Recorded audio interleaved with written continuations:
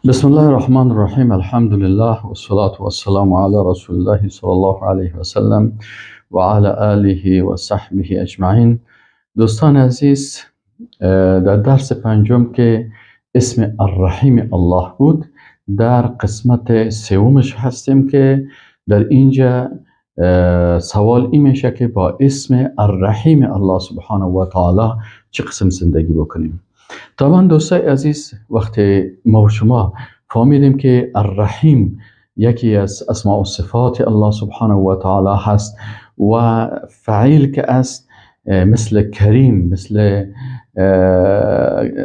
انال کریم و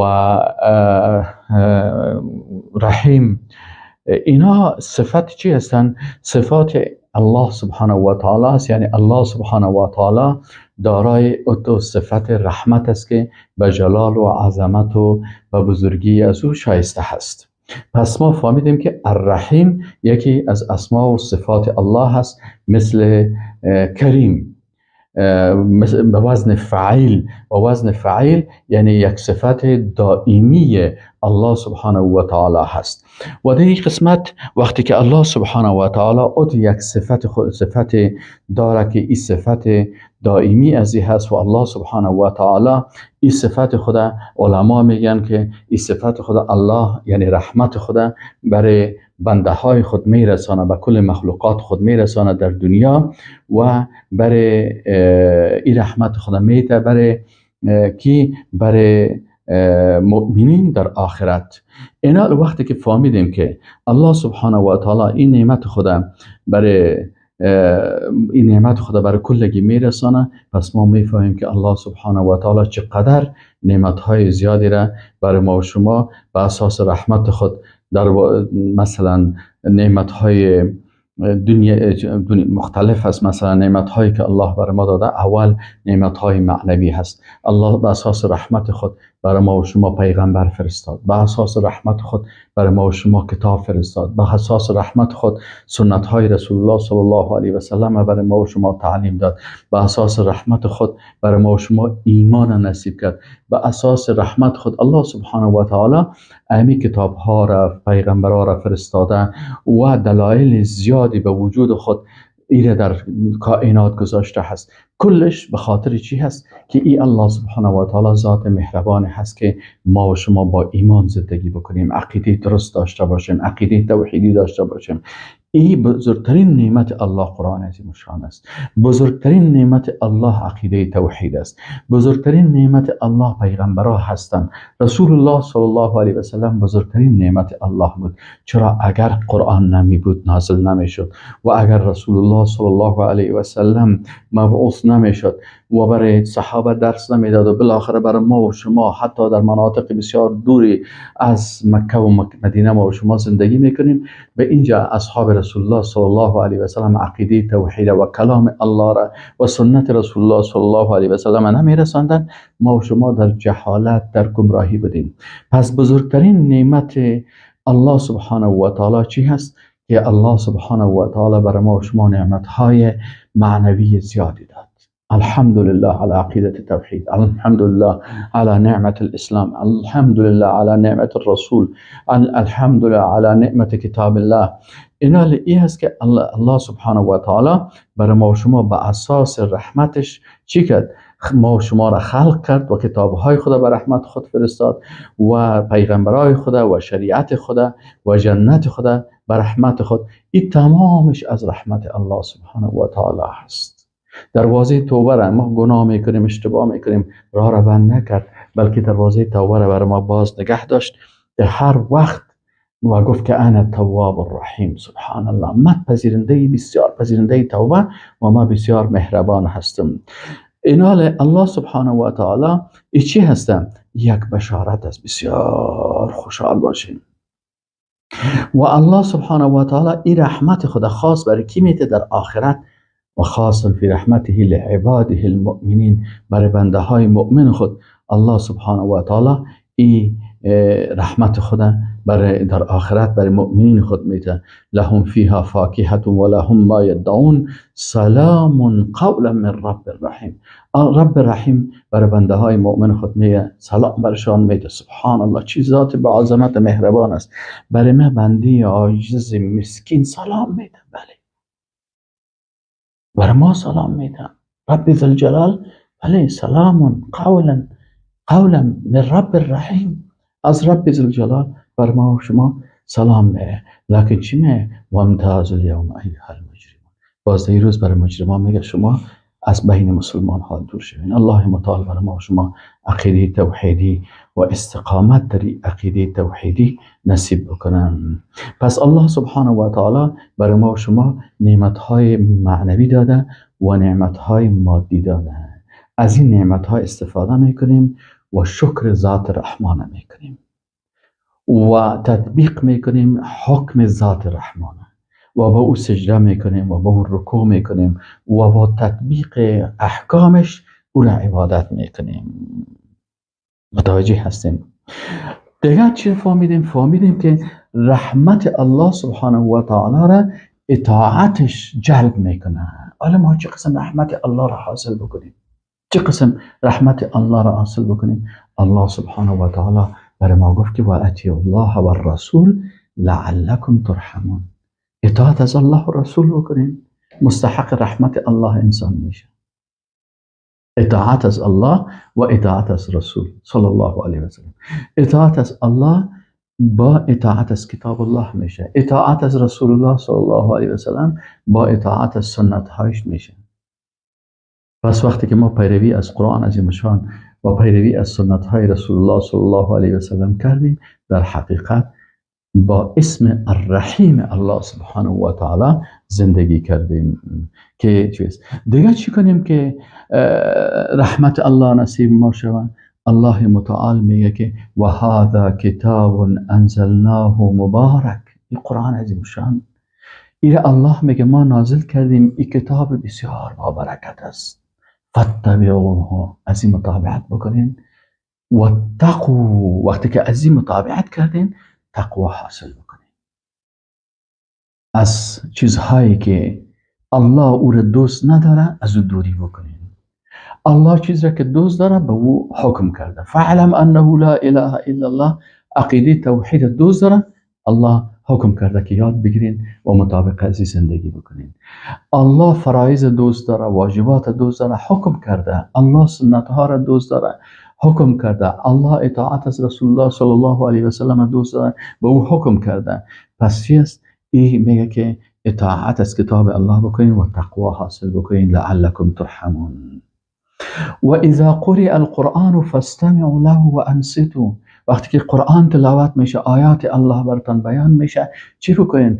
گوش بدین. الحمدلله رب العالمین. گوش بدین و انصتوا و خاموش باشین لعلکم ترحمون. متوجه شدین؟ خب دیگه چی هستن؟ انما المؤمنون اخوة فاصلحوا بین اخویکم. مؤمنین و موحدین اینا چی هستن؟ برادرای شما هستن. در قسمت از اینا اصلاح بکنین. چرا؟ فاصلحوا بین اخویکم واتقوا الله، و از الله بترسین در قسمت برادرای مؤمنتان لعلکم ترحمون. قال یا قوم لم تستعجلون بالسیئة قبل الحسنه لولا تستغفرون الله لعلكم ترحمون. شما از الله چرا استغفار نمیکنین؟ یعنی استغفار سبب چی میشه؟ جلب رحمت الله میشه. با این شکل ما با اسم الرحیم الله زندگی میکنیم. وقتی که میگیم استغفر الله و اتوب الیه، با الله استغفار میکنیم، گناهکار هستیم، بنده های عاجز هستیم، از پیش ما خطاها و اشتباهات زیاد شده. در این صورت وقتی که استغفار میخوایم از الله طلب مغفرت میکنیم، سبب چی میشه؟ سبب رحمت الله میشه. علامه ناصر جلیل چی میگه؟ میگه و من اعظم ما تستجلب به رحمت الله. میگه بزرگترین چیزی که تو میتونی رحمت الله را برای خود جلب کنی فعل ما یرضیه و یأمر به، انجام دادن آنچه که الله را راضی میسازه و الله با او امر کردن. و اجتناب متوجه هستین؟ و اجتناب ما یسخطه و ینهی عنه، و اجتناب از او چیزی که الله را غضبناک میسازه و از او منع کرده. این فعل ما امر الله و دوری از ما نهی الله با چی میشه؟ به اتباع ما جاء به النبی صلی الله علیه و سلم، با متابعت از آنچه که رسول الله صلی الله علیه و سلم آورده هست. در مقابل سنت های رسول الله صلی الله علیه و سلم باید بسیار متفکر داشته باشی، باز که هر حدیث رسول الله صلی الله علیه و سلم، هر سنت رسول الله صلی الله علیه و سلم بالای خود تطبیق بکنی. چرا؟ هر سنت رتبه انسان با تطبیقش رتبه انسان پیش الله بلند میشه. و از کراهیت سنت و بدبینی سنت و از تعصبات غلطی که در اطاعت الله و رسولش فاصله واقع میکنه، از این باید خود انسان دور بسازه. این تقوای حقیقی هست. و ما و شما فهمیدیم که رسول الله صلی الله علیه و سلم برای ما و شما گفته بود که الله سبحانه و تعالی گفته است که سبقت رحمتی غضبی، غلبت او سبقت، وقتی که رحمت الله بسیار نزدیک است. چرا از رحمت الله خود ناامید بسازیم؟ اول باید از رحمت الله ناامید نشیم. میفهمیم گناهکار هستیم و هیچ امکان نداره که با این نفس اماره به سوئی که داریم از پیش ما غلطی و اشتباه نشه. معصوم نیستیم، حتما از پیش ما گناه های صغیره و کبیره میشه، لکن با رحمت الله باید امیدوار باشیم، چون رحمت الله از غضبش کرده چی هسته؟ سبقت کرده و از غضبش کرده غلبه کرده. سبحان الله. همچنان رسول الله صلی الله علیه و سلم وقتی گفت که الراحمون یرحمهم الرحمن، کسایی که مهربان هستن الله بالای از اونها رحمت خدا میفرسته. اینا رو ما و شما چی بکنیم؟ باید بالای چی؟ ارحموا اهل الارض، بالای هر کسی در زمین مهربان باشیم. مهربانی بالای اهل زمین چی هست؟ برای انسان ها دعوت توحید برش برسانی، حق برش برسانی، دین درست برش برسانی، راه مستقیم برش برسانی. مهربان باشی که اینمی انسان به دوزخ نره. این مهربانی هست. سر حیوانات تا مهربان باشی، حیوانات اذیت نکنی، انسان ها از پیشت اذیت نشه مگر مطابق به حکم الله سبحانه و تعالی. اما در جایی که باز الله سبحانه و تعالی میگه که اینجا باید به همراه کافری که طغیانگر است و دشمن الله است و نمیگذاره که شریعت الله تطبیق شود و ضد قرآن و سنت است، باز به همراه از او جهاد میشه و همراه از او باز غلظت میشه. اما در جاهای دیگه که است باید الله متعال میگه سر مظلوم ها، سر بیچاره ها، سر زیر دستایتان چی است؟ سر از اینا رحمت بکنیم. وقتی که به اونا مهربان میباشیم در این صورت الله میگه که ارحموا اهل الارض یرحمکم من فی السماء. چه قسم با اسم الرحمن و الرحیم الله زندگی میکنیم که خود ما قلب مهربان می داشته باشیم و با زیر دستا و عاجز و غریب و مسکین رحمت می داشته باشیم. اگر یک فقیر میبینیم که لباس نداره، لباس پیدا میکنیم، تهیه میکنیم. یک کسی غذا نداره، برش همه غذا را برش میخوریم. یک کسی مشکلی داره، در مشکلش برای آسان ساختن مشکلش همراهش همکاری میکنیم. اینی سبب چی میشه؟ سبب جلب رحمت الله میشه. دیگه ما و شما خواندیم که رسول الله صلی الله علیه و سلم بسیار شفقت و مهربانی به اطفال داشتن و اسامه بن زید رضی الله عنه میگه که من خردترک بودم، همسن حسن رضی الله تعالی عنه هر دوشان خرد هستن، 1 ساله، 1 و نیم ساله، 2 ساله. رسول الله هم چی میکرد؟ یکی شدهی زانوی خود میشان، دیگه شدهی زانوی خود میشان و هر دوشان جمع میکرد و میگفت که اللهم ارحمهما فانی ارحمهما. یا الله من یا رحم میکنم، یا الله تو هم بالای از اینا رحم بکن. ما و شما باید به اطفال خود بسیار شفقت داشته باشیم، دوستشان داشته باشیم و بالای از اینا مهربان باشیم. به این قسم الله سبحانه و تعالی آنقدر مهربان است حتی از مادر و از خانم هایی که بسیار شفقت و مهربانی دارن. یعنی خانم ها بسیار قلب های عاطفانه دارن، قلبشان بسیار با عاطفه هست، خصوصا مادرها قلبهاشان بسیار با عاطفه هست. لکن الله متعال از مادرای ما که هم مهربان تر هست. و رسول الله صلی الله مثال میگه اگر اینمی خانمی که اینقدر مهربان است و اینقدر قلب مهربان داره، اگر و دستش باشه که تو را در دوزخ برته و بتانه تو را در دوزخ نبرته، همین کارا میکنه. او میگه بله، این چون بسیار مهربان است. رسول الله صلی الله علیه و که الله ارحم بعباده من هذه بولدها. الله از امی خانه کرده که به فرزند خود اقدر مهربان است، از این کلام الله برای بنده های خود مهربان است. پس ما و شما کوشش بکنیم که کاری بکنیم که رحمت الله سبحانه و تعالی را جلب بکنیم و این هست که جنت الله، رحمت الله هست برای بنده هایش میده و همیشه انسان باید چی کنه؟ باید ما و شما قلب مهربان داشته باشیم و ما و شما باید از مهربانی الله سبحانه و تعالی همیشه برای مهربانی الله امیدوار باشیم. شیطان چی میکنه؟ شیطان چون قلب انسان باید بین خوف و رجا باشه، شیطان گاهی خوف و بسیار بلند میبره. یک نفر بسیار میترسه از رحمت الله، این ناامید میسازه. این یک اشتباه است. شیطان کامیاب شد سرت. هر قدر که گناه کردی باید صحیح بترسی از الله، لکن قلبت باید بین خوف و رجا باشه، به رحمت الله امیدوار باشی. صحیح ما گناه کردیم، لکن الله ذات رحمان و رحیم است، ما را میبخشه، به رحمتش امیدوار هستیم. این شیطان بعضی اوقات امی خوف و بسیار زیاد میسازه، درجهش بلند. رجا، امید به رحمت الله را از بین میبره. این انسان وقتی که انسان در این حالت قرار گرفت تسلیم شیطان شد. بعضی اوقات شیطان امیدواری زیاد میسازه، اینقدر امیدواری بلند میبره، خوف کاملا از بین میبره. واسه بگی نماز بخوان، میگه من الله به نماز من ضرورت نداره، من نماز نمیخوام. چرا؟ صحیح ما الله ضرورت نداره. کلگی میفهمیم که الله به نماز و عبادات و طاعت ما و شما ضرورت نداره، لکن الله متعال ما ضرورت داریم.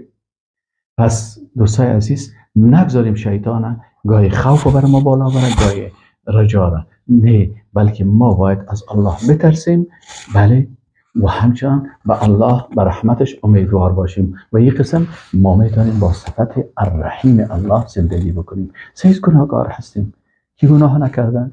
ما پیغمبر نیستیم، پیغمبرها کل پیغمبرها معصوم بودن، اما ما بنده های عاجز هستیم که بسیار شرمنده هستیم، بسیار گناهکار هستیم، لکن به رحمت الله سبحانه و تعالی امیدوار هستیم.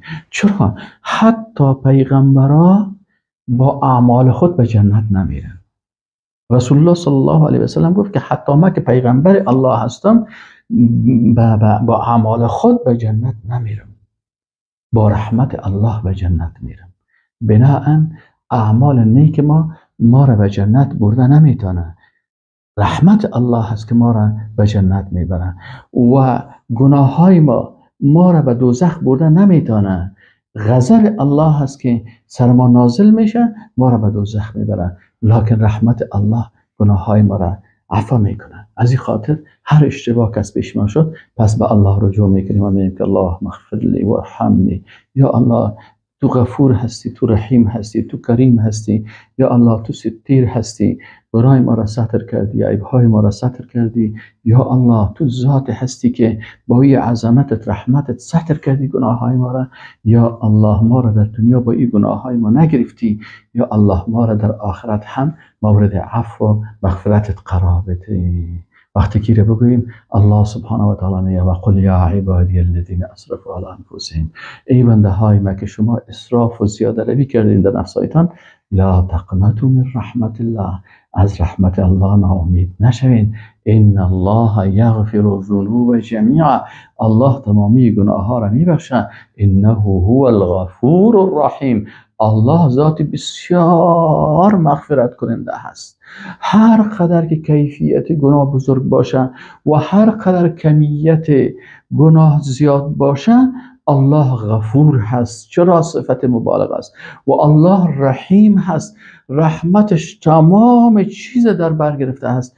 بناء از رحمت الله ناامید نباشیم و به این شکل با اسم الرحیم الله زندگی میکنیم، همیشه امیدوار رحمت الله هستیم و اگر از پیش ما غلطی و اشتباه میشه، بازم با بارگاهی از او توبه میکنیم، مغفرت میکنیم، معذرت میخوایم و از رحمت الله خود ناامید نمیسازیم. و السلام علیکم و رحمت الله و برکاته.